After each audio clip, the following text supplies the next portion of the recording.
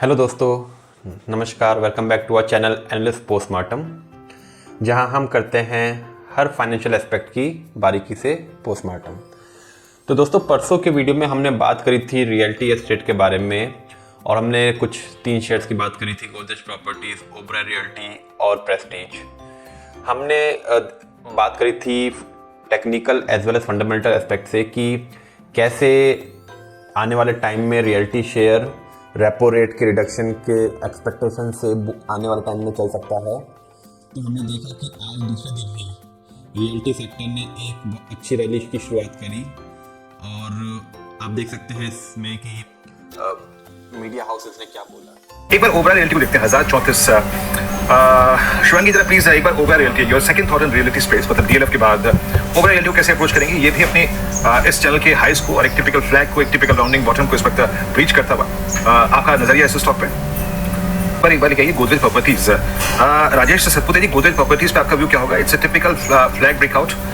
आज से 3 हफ्ते पहले हमने बात की थी सीए टायर के शेयर के बारे में, आप लिंक में वीडियो देख सकते हैं। और हमने बात करी थी कैसे वो आने वाले टाइम में इम्पैक्ट हो सकता है ग्रोथ के प्रोस्पेक्ट से और कैसे वो फ्यूचरिस्टिक है। तो देखिए, आज अपर सर्किट लगा सीए टायर के शेयर में और 20% हाइक। तो मोटा मोटा हमने जिस प्राइस पे रिकमेंड किया था उससे 30% के ऊपर प्राइस पे अवेलेबल आज है। तो 30% का मोटा मोटा प्रॉफिट मार्जिन 3 हफ्ते के अंदर। तो दोस्तों, इसलिए जो हम एनालिसिस करते हैं, हम केवल टेक्निकल्स पे नहीं बल्कि फंडा टेक्निकल करते हैं, जिसमें हम फंडामेंटल को प्रोस्पेक्ट में रख के टेक्निकल ढूंढते हैं। तो ऐसे मौके ना खोएं, इसलिए प्लीज़ लाइक एंड सब्सक्राइब, ताकि आने वाले टाइम में जो और अपॉर्चुनिटीज़ की हम बात करते रहेंगे वो आपकी नज़र में रहे और आप उसमें कुछ फ़ायदा उठा सकें। तो दोस्तों, आज हम जिस शेयर की बात करेंगे उन सेक्टर्स में आने वाले अर्निंग सीजन में एक बहुत अच्छा ऑप्शन नज़र आता है ग्रोथ का, और उसका रीज़न है क्रूड ऑयल। जी हाँ, ऑयल मार्केटिंग कंपनीज हैं HPCL, IOC, BPCL। ये क्वार्टर उनके लिए one of the best quarter होने वाला है, क्योंकि क्रूड ऑयल प्राइसेस बहुत ही ज़्यादा नीचले स्तर पे थे। तो क्योंकि इनका मैक्सिमम जो कॉस्ट होती है इन कंपनीज़ की, ऑयल मार्केटिंग कंपनीज़ की, उनकी मटेरियल कॉस्ट होती है। तो पिछले कुछ क्वार्टर्स में क्रूड ऑयल महंगा था, ताकि जिसका इम्पैक्ट लास्ट क्वार्टर में नज़र आया और ये शेयर्स नहीं चले। तो आइए क्विकली देखते हैं वो 3 शेयर ऑयल मार्केटिंग कंपनीज़ के जिसमें फ्यूचरिस्टिक हम नज़र आते हैं आज अब से लेके इनके रिजल्ट्स आने तक। और दूसरी चीज़ कि क्योंकि उनके रिजल्ट्स अच्छे आने के एक्सपेक्टेड है, इसलिए डिविडेंड यील्ड भी इन शेयर्स में बहुत अच्छा एक्सपेक्टेड है इस क्वार्टर में। तो इन बेनिफिट्स के मद्देनजर हम देखते हैं कैसे ये ब्रेकआउट टेक्निकली हो रहे हैं लॉस स्टेटमेंट को। तो दोस्तों, क्विकली हम देखेंगे अगर HPCL के प्रॉफिट एंड लॉस स्टेटमेंट को, तो देखिए इनका सेल्स बड़ी है, लेकिन अगर पिछले साल देखेंगे तो इनके एक्सपेंसेस भी ज़्यादा हैं सेल्स से। अब देखें थोड़ा सा कि इनका जो मटेरियल कॉस्ट था, तो यूजुअली जैसे हमने बोला इनका मैक्सिमम मटेरियल कॉस्ट होता है जो इनका एक्सपेंडिचर होता है।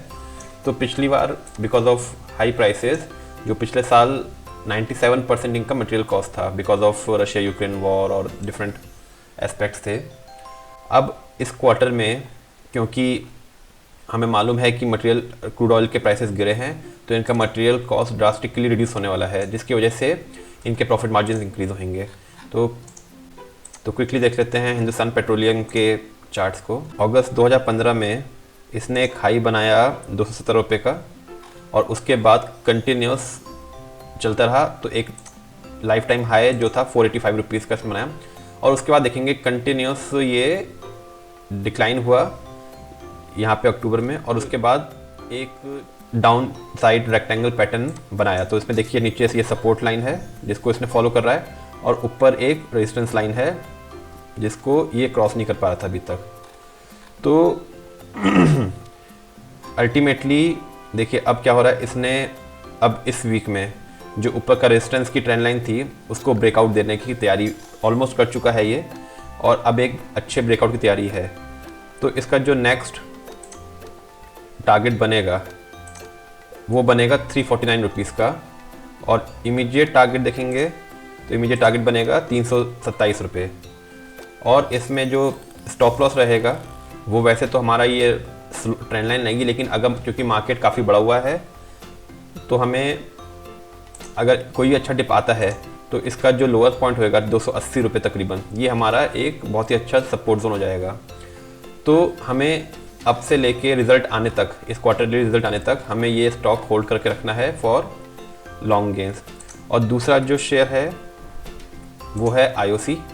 सिमिलर पैटर्न में देखिएगा तो उसने एक अक्टूबर में 76 रुपीज़ पे बनाया था, अक्टूबर 2010 में, और जिसको इसने बहुत टाइम तक कई बार इसको ब्रेक करने की कोशिश करी, और जब ब्रेक किया तो नया हाई बनाया था 146, और अल्टीमेटली ये उसी रेंज में कंसोलिडेट कर रहा था। अब फाइनली इस वीक इसने ब्रेकआउट दिया है, जो कि था अक्टूबर 21 से लेकर अभी तक का ब्रेकआउट है।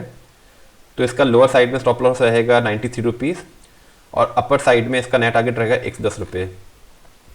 तो ये दोनों shares because of margins and dividends इस क्वार्टर रिजल्ट्स के लिए हमें रखना है, और इनमें अपॉर्चुनिटी ढूंढनी है फॉर गेनिंग प्रॉफिट्स। तो होप आपको ये दोनों वीडियोस अच्छे लगे होंगे। आप प्लीज़ अपना इन्वेस्टमेंट अपने फाइनेंशियल एनालिस्ट के एडवाइस पे और अपनी एनालिसिस के बेसिस पे ही करें। Thank you.